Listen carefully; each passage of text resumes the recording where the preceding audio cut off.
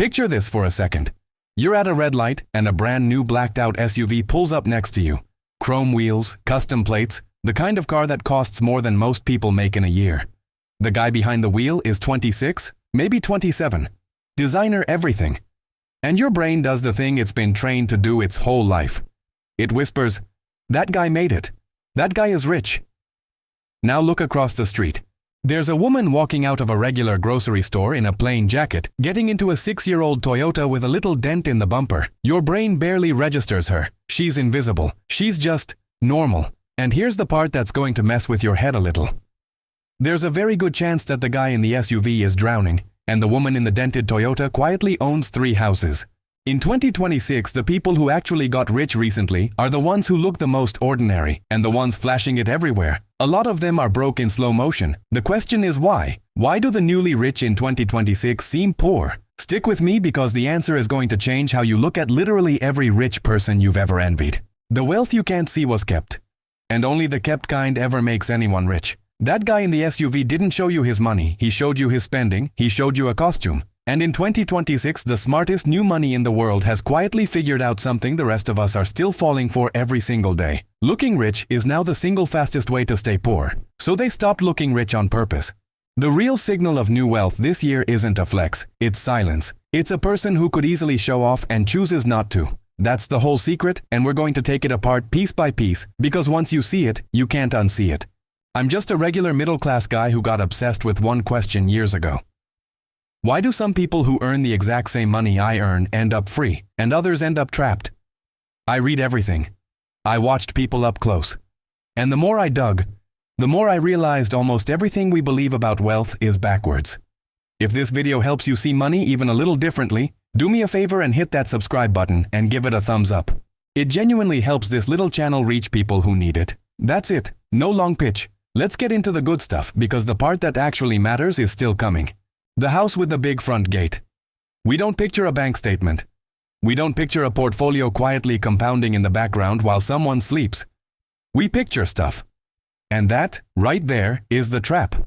Because we've been trained to recognize the costume of wealth, not wealth itself. We've never once in our lives seen what real money looks like because real money, by its very nature, is invisible. You cannot see a paid-off mortgage. You cannot see an emergency fund. You cannot see ownership. You can only see consumption. So we walk around our whole lives admiring the wrong thing, and then we wonder why copying it makes us poorer. Those are the only 2 options. The newly rich in 2026 are simply people who got religious about the second one. Not because they're cheap and not because they hate nice things, but because they finally understood a brutal little equation. Every dollar you spend trying to look wealthy is a dollar that can never actually make you wealthy. You spent your seed. You ate it instead of planting it. And the wild thing about this year, specifically, is that the costume got cheaper than it's ever been in human history. You don't need money to look rich in 2026, you need a payment plan. Buy now, pay later on a designer bag, lease the luxury car, finance the watch in 12 easy installments. Anybody, and I mean anybody, can dress up as a rich person now for a small monthly fee.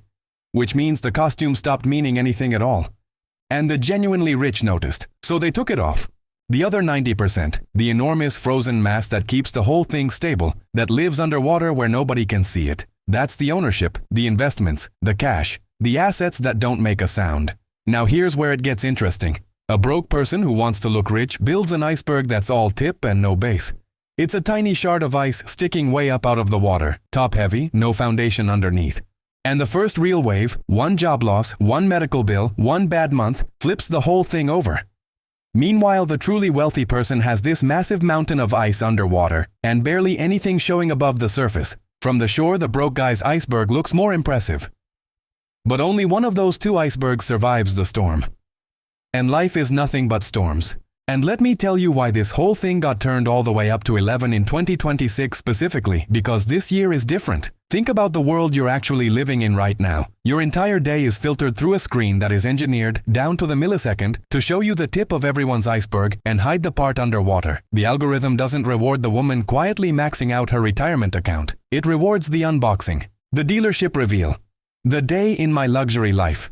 You're not seeing a representative sample of how people actually live. You're seeing a highlight reel of costumes stitched together by a machine whose entire job is to make you feel a little behind, so you keep watching. And it's worse than ever now because in 2026, the costume itself can be faked with almost no money at all. People rent the private jet for a photo shoot that never leaves the tarmac. They borrow the apartment, the car, the watch for a single afternoon of content. Some of what you're scrolling past isn't even a real lifestyle, it's a set. A movie set built to sell you a course or a feeling. So you've got financing making the costume cheap, and you've got an algorithm making the costume loud, all pointed straight at your insecurity at the worst possible angle.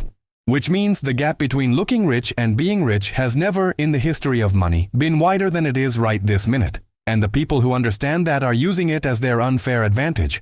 They let everyone else perform. They go quiet and they go underwater.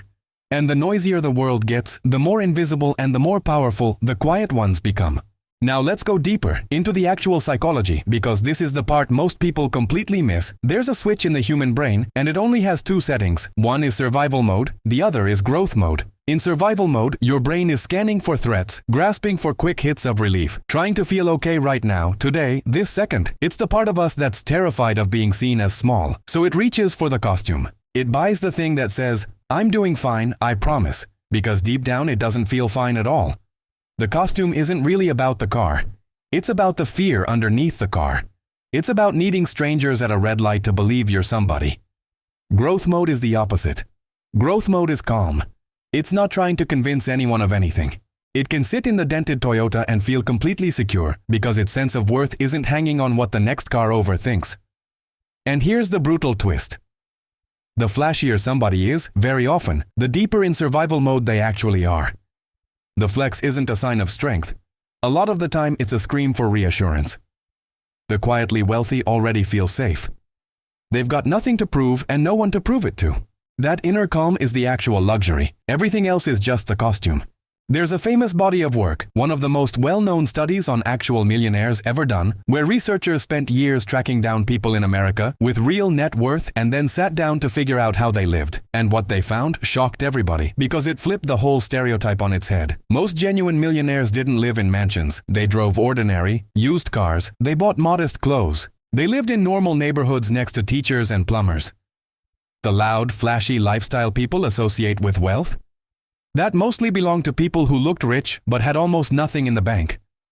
The researchers basically discovered that there's an entire population of people who earn big incomes and spend every cent staying afloat, and a quieter population that earns less but keeps more and ends up wealthy. The visible signal and the real money were running in opposite directions. And there's a second piece of research worth knowing, one about delayed gratification. You've probably heard of the experiment where kids were offered one treat now or two treats if they could just wait a little while. The ones who could wait tended to do better in all kinds of ways years down the line. The skill being measured wasn't intelligence. It was the ability to sit with wanting something and not grab it immediately. That, right there, is the entire psychology of wealth in a single childhood test.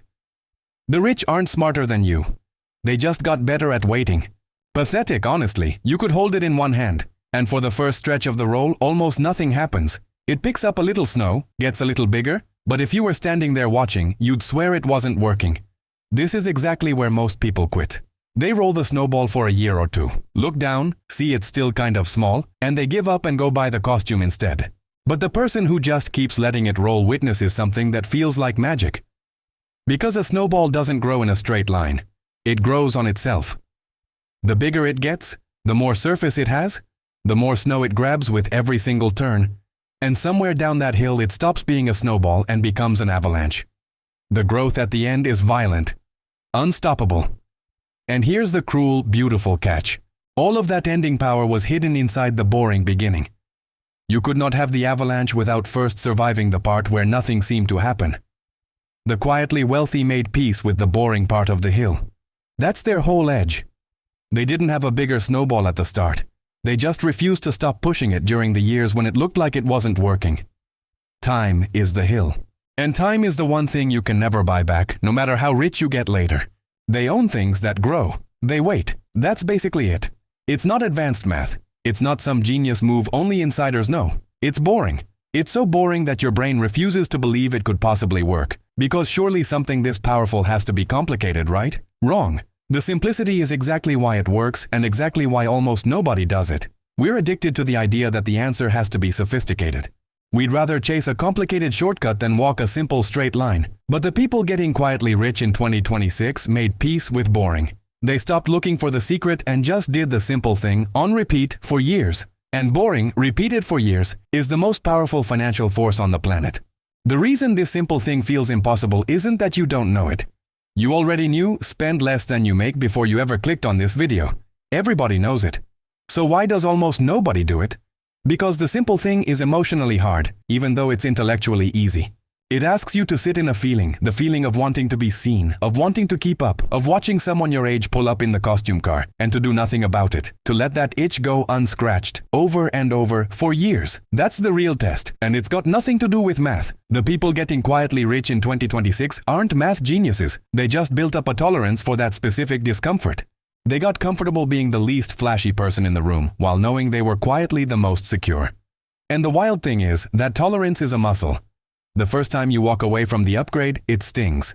The 10th time, it barely registers. The 100th time, you actually feel a little flicker of pride, because you can see the iceberg growing underneath you, and you know exactly what those strangers don't. But I want to push this one level further, because the simple habits aren't even the real point. The real point is identity. This is the thing that separates people who get rich and stay rich from people who win the lottery and lose it all in 3 years. It is not a trick, it is a person.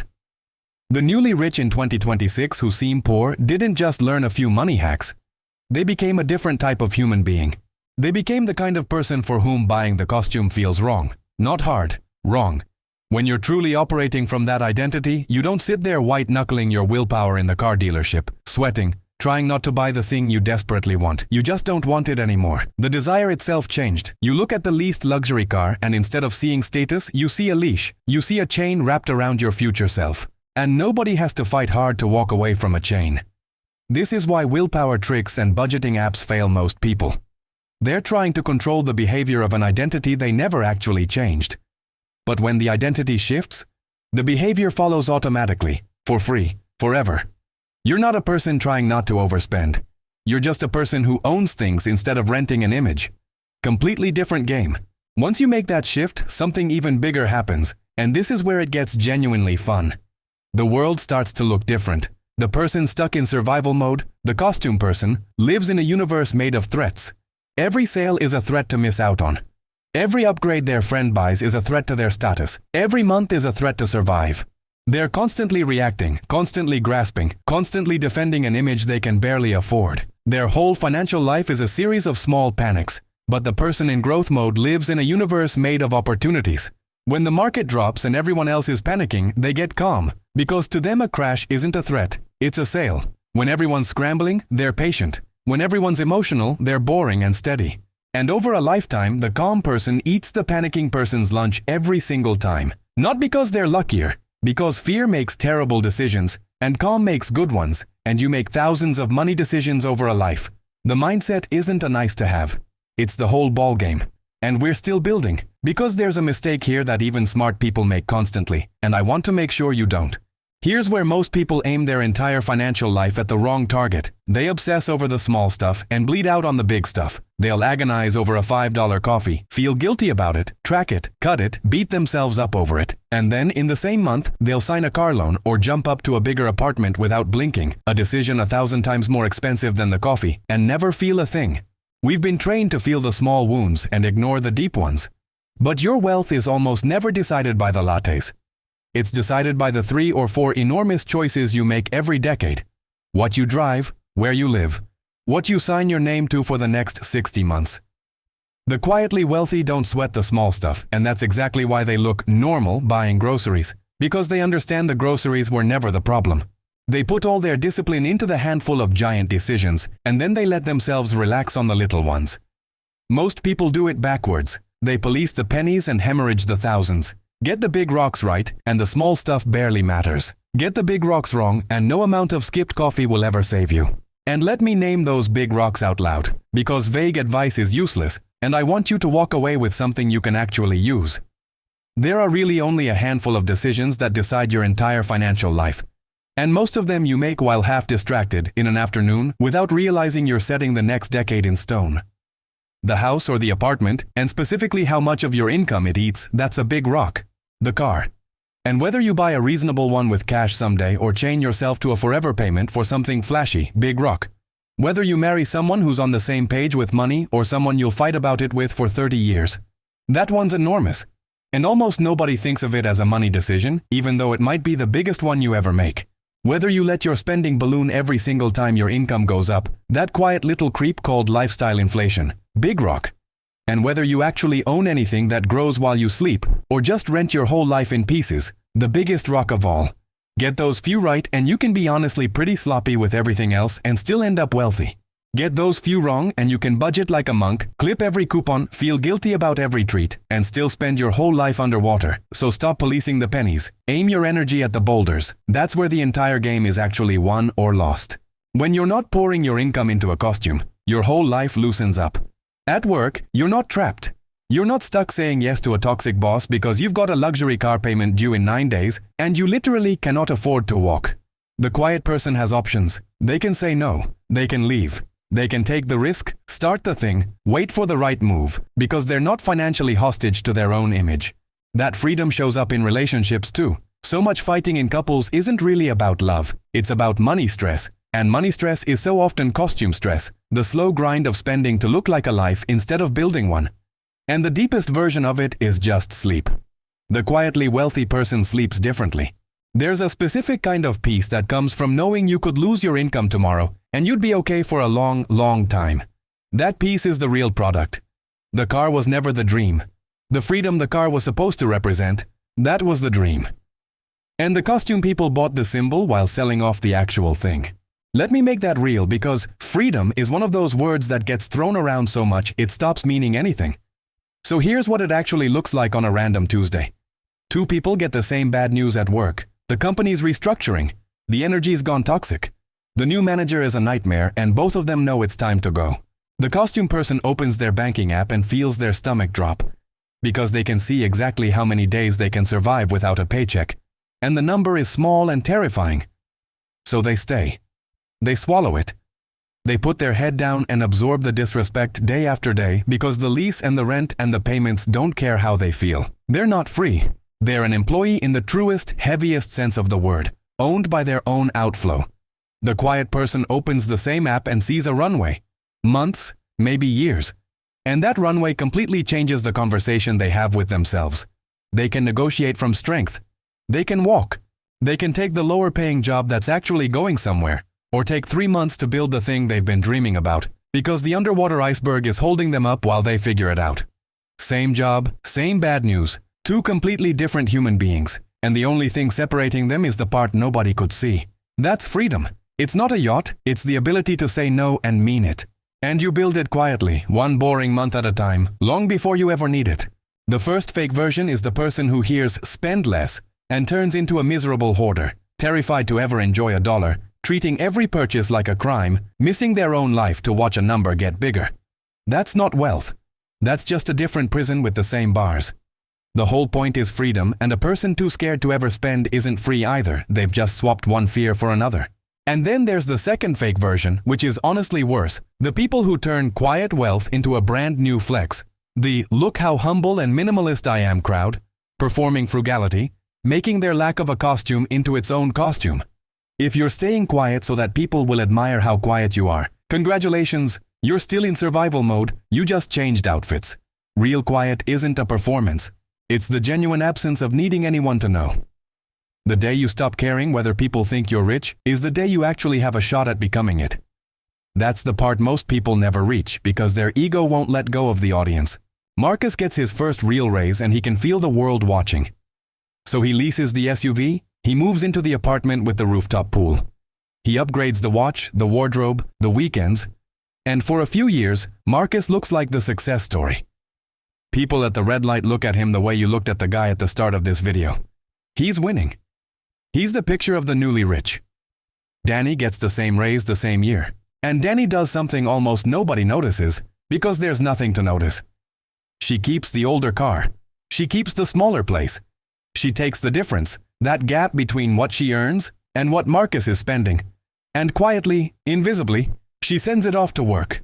Month after month, year after year. No posts, no flex. For a long time, Danny looks like she's going nowhere, while Marcus looks like he's already arrived. Now run the tape forward 10 years. Marcus is still making the payments.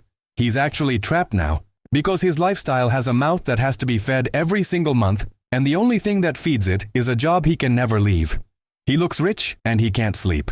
And here's the detail that really gets me. Somewhere around year 4, Marcus didn't even enjoy the SUV anymore. That's the part nobody warns you about. The new car feels incredible for about 90 days, and then your brain just adjusts and it becomes the normal car, and the thrill is gone but the payment isn't, so he had to chase the next upgrade just to feel the same hit again. He wasn't buying things anymore. He was buying a feeling that kept wearing off, faster and faster each time, like chasing a high that keeps needing a bigger dose. Danny's underwater iceberg has grown into a mountain. She works because she wants to, not because a payment is breathing down her neck. She still drives a normal car. She still looks completely ordinary at the grocery store. She is, by every real measure, the rich one. And here's the twist that should stop you cold. If you put Marcus and Danny at that same red light today, 10 years in, your brain would still pick Marcus. You'd still look at his newer, shinier costume and think he's the winner, and you'd still look right through her. That's how strong the illusion is. Even after everything I've just told you, the reflex is still wired in. Same start, same dollar, opposite endings. The only difference was what they did with the part nobody could see. None of this is about suffering. This isn't a story about deprivation, about white-knuckling your way through a joyless life so you can be the richest person in the cemetery. It's the opposite. It's about clarity. It's about waking up one day and realizing you don't have to perform for strangers anymore. You don't have to carry the weight of a costume you can't afford. There's a number for every single person that means enough. Enough that the panic stops. Enough that the choices open up. Enough that you can breathe. And the secret almost nobody tells you is that enough is so much closer and so much more reachable when you stop torching your money trying to look like you've already got it. The quiet wealthy aren't sad. They're the most relaxed people you'll ever meet because they finally got off the treadmill that everyone else is still running on, sprinting in place, going nowhere, just to keep up an image for an audience that isn't even watching. That peace is available to you. It's not about how much you make. It's about what you stop pretending to be. It put on regular clothes and drove off in a normal car, while the costume got so cheap that anyone with a payment plan can wear it. The visible stuff was always the spending, never the wealth. The flex is the iceberg's tip, top-heavy and waiting to flip. The real fortune lives underwater, silent, where no stranger at a red light will ever see it. It's not a trick, it's an identity. It's not survival, it's calm. It's not the small stuff, it's the few giant choices. And it's not about looking like somebody, it's about quietly, patiently becoming somebody where nobody's clapping. So here's the mirror, and I want you to really sit in it for a second. Somewhere out there is a person driving an ordinary car, living a quiet life, sleeping like a rock, completely free, and nobody around them has any idea how wealthy they really are. Could that person be you? Not the version of you that needs the world to see it, the version that doesn't need to be seen at all, because that version is the one who actually gets to be free. Be honest, this is a safe place. We're all figuring it out together. If this helped you see money differently, hit that like button. It genuinely matters for the channel, and subscribe so the next one finds you too. Go build the quiet kind of wealth, the kind nobody sees, the kind that sets you free. I'm Jake. I'll see you in the next one.